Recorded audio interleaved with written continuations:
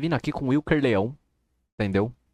Pra ver o que tá acontecendo com a vida dele. Ele anda muito quietinho, tá? A gente não vê ele mais desde aquele debate com o Jones Manuel. Então vamos acompanhar o que ele tem feito? Eu tenho vários colegas que acham que eu sou doido, né? Que acham que eu sou um cara tóxico. Ai, o cara trazendo problema pro departamento. Eu que tô trazendo problema? O cara entra na minha sala pra fazer o showzinho fascista dele e eu vou ficar calado? Não, gente, está errado. A única forma que a gente tem de conversar entre nós mesmos sobre o que está acontecendo é presencialmente, porque senão vão vazar dados e tudo mais. Não é tipo, ai, tá se acovardando e tudo mais. Só que não é isso. A gente não sabe quem é que tá junto dele. Isso. E olha, gente, se preservem, tá? Se expressar de forma nenhuma, porque o cara vai dar um jeito de entrar com ferro em todo mundo. Tem que saber jogar o jogo dele, mas de uma forma diferente pra ele não puxar o rabo de ninguém. Tentaram jogar o meu jogo, porém, quando eles menos esperavam, estava lá eu para puxar o rabinho dele de novo e entregar para vocês mais esse belo vídeo. Mas brincadeiras à parte, a maioria de vocês já deve estar sabendo sobre o julgamento do pedido liminar do meu mandado de segurança para retornar às aulas, que infelizmente foi indeferido. Porém, como nós bem sabemos, né, os nossos inimigos não se importam com o mérito da coisa, porque o mérito dessa decisão, sabe qual é? É que a gente, eu e vocês e a nossa causa, saímos muito mais no positivo do que no negativo. E eu vou provar para vocês no vídeo específico do caso, que eu vou gravar detalhando tudo e publicar na próxima quinta. E vocês vão acompanhar comigo a verdade dos fatos, porque estão dizendo que eu não instruí corretamente o meu processo, que faltou questões básicas, mas logo eu... Vocês acham mesmo que eu vou dar um vacilo desse? Obviamente que não, e minha petição está perfeita. Os meus inimigos não suportam o fato de eu ser um ótimo advogado. Porém, como gente, ele tá começando a partir pro mesmo princípio do Monark, os meus inimigos. O Monark tava assim também das ideias depois que ele tomou um exílio ali, tá ligado? Tava assim das ideias não, que a mídia globalista tá querendo me derrubar. Estão todos unidos contra mim. A China tá querendo me derrubar. Ele tava nessas ideias aí, de que os inimigos dele estão querendo derrubar ele. Ele não consegue nem admitir os próprios erros, entendeu? Pra falar sobre o processo. Sabemos, e nunca foi nada garantido, eu sempre fiz questão de deixar isso claro, o judiciário é complicado. Porém, até mesmo num caso desse em que a gente perde, a gente acaba saindo mais vencedor e restar aprovado no vídeo de quinta-feira. Mas eu já vou deixar aqui o convite para todos e principalmente o nosso São Avisão aí, né? O Avisando Moura. Eu já fiquei sabendo que gravou mais um vídeo hoje cantando vitória aí sobre mim, me chamando de analfabeto, não é isso mesmo? Vou especificar mais no vídeo da quinta-feira, porém já fica aí o convite para você, para o debate. Eu não sou um analfabeto, não é você que é um inteligentão, o cara que manja tudo. Eu debateria com o Wilker Leão. Vamos para o debate e me destrua face a face, Puxoline! tete a tete. Você será capaz, vai passar a mesma vergonha que passou com Nicolas Ferreira. Tá aí a oportunidade para você se redimir ou confirmar que é um completo incapaz em debates, né? Vamos ver se você é corajoso mesmo. Porém, se não for o caso, se não der conta, coloca o seu grande conselheiro jurídico aí, que é o seu irmão, ou pague os melhores advogados do Brasil para debaterem comigo. Qualquer advogado que se dispuser a debater esse caso pensando contrariamente a mim, achando que sua tese é melhor do que a minha, venha para o debate. Estão todos convidados. É sempre engraçado como o conceito de debate se construiu na internet nos últimos anos. O debate, a princípio, ele não é feito para você provar que uma ideia é melhor que a outra, mas é provar a infelicidade do raciocínio lógico como o qual você coloca os seus argumentos. Não é questão de ser melhor ou pior. É questão de que quando você vai falar sobre saúde pública, você não vai simplesmente cortar a verba da saúde para que as pessoas aprendam a trabalhar de verdade. Não, mano. É sobre você ver qual o contexto que essa saúde pública está encaixada. Entendeu? Vamos falar do seu caso. Por que a educação pública, né, de ensino superior é tão esquerdista? Porque até onde eu consigo afirmar, eu consigo pensar em professores marxistas, em professores neoliberais, em professores de extrema-direita, professores conservadores, professores monarquistas, professores imperialistas. E eu não estou falando só no ramo da filosofia, não. Professores que dão aula berrando esse tipo de ideologia. Então a questão é de qual o contexto do ambiente do ensino superior? Deveria ser esse debate de ideias. Deveria ser essa proposição. Mas como esse debate está acontecendo de fato? Porque na forma como se foi demonstrado que o faz, né, o Wilker Leão em específico, é muito mais alavancando problemas, mas sem dar soluções. Alavancando problemas que ele acredita estarem errados, mas que não são a materialidade do caso de fato. Isso é a postura de alguém que vacila juridicamente? Parece que não, né? E, novamente, restará provado no vídeo de quinta-feira. Aguardo vocês lá e fiquem agora com mais essa belezinha aí. Só um adendo sobre algo importantíssimo que eu ia esquecendo de falar para vocês. Eu, obviamente, já estou recorrendo e o cenário que a gente tem atualmente é muito mais favorável para minha vitória agora com esse agravo de instrumento para o tribunal, os desembargadores, do que era em primeira instância, porque surgiram elementos que corroboram e fortalecem ainda mais a minha argumentação, potencializando a nossa vitória que virá. Então o que eu te peço é, continue acreditando no meu trabalho aqui, que eu sigo firme, fazendo o meu melhor e a nossa vitória em breve virá. E fiquem agora sim com essa belezinha de vídeo aí. Aliás, eu não sei se vocês sacaram isso, né? Eu sei que eu pareço meio maluco, mas foi tudo meio que... Eu não sabia que ia dar no que deu, né? Mas foi tudo meio que pensado, porque se vocês forem ver, o último vídeo que ele postou de mim, da nossa aula, foi o quê? Foi uma aula que eu dei, né? Que foi justamente quando eu vim da reunião da reitoria e o pessoal falou, ok, você já expôs que o cara não respeita a liberdade de cátedra, que ele não respeita os outros alunos, que ele expõe todo mundo, que ele faz difamação, injúria, calúnia, só que agora a gente precisa dos direitos autorais. Como que ele tá pegando o áudio? Ele tem um infiltrado lá dentro? Ele tem um infiltrado lá dentro?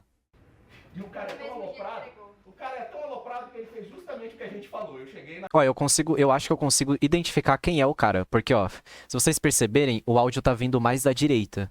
O que significa que o cara tá sentado mais perto dessa janela aqui que ele tá. E ele não tá tão lá atrás, porque o som não tá vindo reto da gente. Ele tá vindo mais na diagonal. Sabe o que significa? Que é esse maluco aqui, ó. É esse cara aqui. Ele é o único que tá sentado. Tem esse cara aqui também, mas ele tá mais distante. Ele tá mais ao centro com o professor. É esse cara aqui, ó, o infiltrado. Na sala, não entrei em conflito com o cara, dei uma aula completa, não foi? E o que ele fez? Postou a aula completa. É muito burro, cara. Eu acho às vezes que ele acredita nas próprias doideiras dele. Ele sacou? que ele falou que era o melhor aluno da classe, que ele provou ser o melhor. Provou ser o melhor, porque ele fez uma pergunta, eu falei, aham, pode crer. Vocês já devem ter ouvido falar que nós estudamos a história para não cometermos os mesmos erros do passado. Não é por aí, né? Se fosse assim, não teria tido uma Segunda Guerra Mundial, ou, sei lá, o fascismo não estaria de volta no mundo, né? A gente teria aprendido alguma coisa. Professor, Ok, Isso é um fato. mas então o passado, digo. uma dúvida sobre essa questão que o senhor colocou acerca de a história não servir necessariamente para a gente aprender com os erros do passado. A gente tinha antes de Ranke, que foi quem trouxe o estabelecimento da objetividade dentro do método historiográfico, essa ideia de que a história era mestra da vida, né? E ele, acreditando também nessa concepção, ele nos traz um método objetivo, que depois Colin Wood discute ele, né? E a gente tem uma discussão da implementação da subjetividade nisso também, mas essa ideia sempre perpassou a historiografia principal. Ou seja, falou pra caralho pra falar que o maluco via a história como um método de organizar a vida. Se a gente for dentro dessa pressuposição, sabe o que isso quer dizer, Wilker Leão? Quer dizer que a gente está estudando a história para poder implementar o fascismo de uma forma que não foi vista antes. Para poder implementar a opressão e a exploração de uma forma que não será identificada como ferimento aos direitos humanos. É dentro desse conceito que você começa a ser subjetivo com as coisas objetivas. Entendeu? Naquela época, e a gente tem um pouco disso até hoje, né? De que ela é a mestra da vida para nos ensinar acerca dos erros do passado para que a gente não cometa eles também. Não é uma visão historiográfica válida com base nesses autores importantes que a gente estuda em introdução.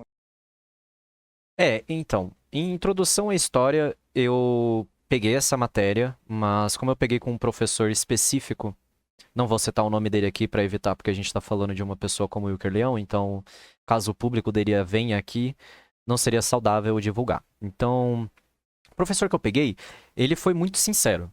Ele coloca a noção de que na história é impossível você ter uma leitura imparcial. De algum lugar você vai partir. Seja você olhando e observando apenas os feitos do império, seja você observando os malefeitos do império, seja você colocando eles em pauta e você percebendo que existem muito mais defeitos do que bônus, de fato. Entendeu? Então, não é que você vai de fato criar um viés, mas é que conforme se é colocado, criam-se vieses, e por criar-se vieses não tem como ser imparcial. Também podemos discutir sobre o fato de que a pessoa que está estudando com interesse naquele assunto, ela terá um viés dela. O viés de achar interessante a monarquia, um viés de achar desinteressante a noção de que a monarquia poderia voltar, então é melhor que nós discutimos sobre como ela caiu e como podemos garantir que ela não irá retornar. O porquê que seria ruim se ela retornasse, e etc, etc. Então existe um viés em certos métodos de pesquisa. O que significa que essa ideia que ele está trazendo é uma ideia em que você subjuga a capacidade do outro de observar a história dentro da sua perspectiva social individual. Então, o professor desenvolvendo dessa forma, se coloca bem claro de que quando a gente estuda história, a gente estuda momentos históricos. E você vai criar vieses quando você estudar esses momentos históricos. Porque, por exemplo, o próprio Wilker Leão está tentando ser subjetivo com conceitos objetivos. Como, por exemplo, se nós estudássemos história para não repetir os erros do passado, não estaríamos com o fascismo em ascensão. Podemos factualmente comprovar isso. Porque se a história estivesse sendo ensinada de fato, estaríamos aprendendo os malefícios que o fascismo nos trouxe. Frases como o fascismo ser de esquerda não seriam ditas. Entendeu? Então, é um pecado que acontece com esse tipo de argumentação. É uma visão histórica. É isso, uma visão histórica. Eu acho que já está ultrapassado. Acho que tem muita gente que escreveu depois do Ramos que mostra que não é exatamente assim. Mas é isso. Se você quer seguir esse tipo de historiografia, tenha liberdade de seguir esse tipo de historiografia. É porque não dá para conciliar também, é nesse sentido. Não. Não. Se a gente tem um viés que vai dizer o seguinte, veja, a história, ela é cíclica. Nós vivemos momentos em que grandes poderes e grandes potências estão constantemente explorando e objetificando a cultura daquele lugar. Ora, se a gente está repetindo esse ciclo, precisamos de alguma forma sair dele. Quando você me diz que precisamos ser subjetivos, significa que cada padrão que a gente encontrar que fechar o ciclo, a gente não vai ver da mesma forma. Por quê? Porque a gente vai estar observando sobre outra perspectiva, e sobre... a gente vai observar agora como é um estado máximo sob a perspectiva neoliberal. Ora, mas um estado máximo no neoliberalismo? Não, mas a gente tem que ver. Agora a gente vai experimentar um estado máximo numa perspectiva social-democrata. Mas uma perspectiva social-democrata? Entendeu? Você não vai mudar o que está acontecendo de fato. Você vai mudar a perspectiva com que se olha. Ora, se for assim, você não consegue conciliar com quem vai estar falando, a gente está preso na porra de um ciclo, a gente precisa que as pessoas deixem de ficar sendo exploradas, deixem de trabalhar seis dias para folgar as pessoas têm direito a ver a família deles, as pessoas têm direito a exigir aumento, as pessoas têm direito a férias por mais de 30 dias, as pessoas têm direito à licença paternidade, as pessoas têm direito à licença maternidade, as pessoas têm direito a vale transporte, entendeu? Você não tem como discutir com o cara se você está querendo ser subjetivo quanto aos direitos das pessoas. Se você vai subjetificar a ideia do que é um direito, você não vai conseguir alavancar o que precisa ou não precisa ser colocado na sociedade atualmente. Porque você vai estar ocupado divagando sobre o que já está proposto. Precisamos repensar certas camadas do que se é direito, concordo. Como a gente vai desenvolver sobre isso, se torna uma discussão real e política. Mas enquanto a gente não discute sobre isso, mas sim o que é direito, aí, porra, mano. A gente não precisa entrar nessa subjetividade. Sabe o que a gente pode entrar na subjetividade? Sobre qual é a subjetividade da cultura produzida em favelas, por exemplo. Isso é subjetivo. Eu posso acreditar fielmente que Bum Bum Tantan é uma música que supera Bach. E aí eu posso colocar artigos científicos para comprovar essa minha ideia. E você pode vir com o lado contrário. Mas a gente não vai conciliar as duas ideias se você está vindo de um lado contrário do meu. Entendeu? Precisa ser absoluto, mas a gente pode conciliar com a visão de subjetividade, as críticas que Colin Wood e os demais trouxeram também a partir de Hunt. Inclusive, eu assisti o vídeo aí que ele postou, lá nos comentários, os minions dele voltou lá atrás e falou, não, aí sim, agora o professor tá sendo de fato um professor certo, porque ele tá dando aula, isso aqui, não sei o quê. O pessoal não sabe nem o contexto. Não sabe nem o contexto, e o mais engraçado, cara, a situação é tão ridícula, deixa eu comentar isso, que o meu advogado falou, aí, o pessoal da manhã tá gostando das aulas? Claro, eu acho que tá tudo certo. Você podia pedir para eles fazerem um questionário dizendo que você está indo da aula? A situação é tão ridícula que é isso, né? Olha isso, olha a humilhação que o professor tá tendo que passar. Tá ligado? Tipo, o advogado do cara tá falando, pô, você vai ter que fazer um questionário comprovando que as pessoas estão gostando da sua aula. Sabe quando que a gente faz esse questionário? Esse final de semestre, mano. Porque aí a gente já completou a jornada inteira. Sabe que quando que ele tá gravando isso aqui, ó? Se a gente for supor que é de 22 dias atrás, que ele demora 1 ou 2 dias pra editar. Ah, não, esse aqui é de 1 ano atrás. Porra, é de 1 ano atrás, cara? Isso aqui era no meio do semestre, eu tenho certeza. Mano, é absurdo, você entende? A noção que se alavancam sobre isso é absurdo. O professor tá tendo que se humilhar pra poder dar uma aula dele. Porque tem um cara que fica porrinhando, tá ligado? A narrativa do cara é que eu parei de dar aula, que eu chego aqui só pra brigar com ele, né? E não, as aulas estão acontecendo normalmente, não tava acontecendo pra você porque o cara não tava deixando eu dar as aulas. Aproveitando esse gancho que o André puxou dos minions dele, eu acho que seria muito melhor a gente manter a porta da sala fechada, porque aquela maluca que passou aqui gritando, enfim. E no final você coloca essa citação. Que é pela liberdade de expressão.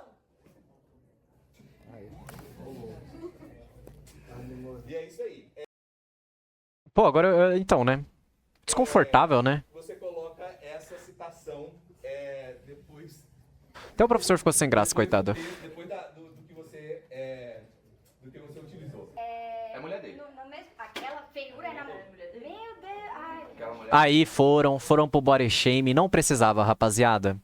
Não precisava, vocês estavam no certo. É a mulher dele. Eu descobri depois, eu encontrei ela passando no corredor, olhei bem pra cara dela, ela ficou... Imagina a criança, velho. Vai sofrer bullying. Já no hospital. Não, mas enfim, professor. Não precisava do body shame.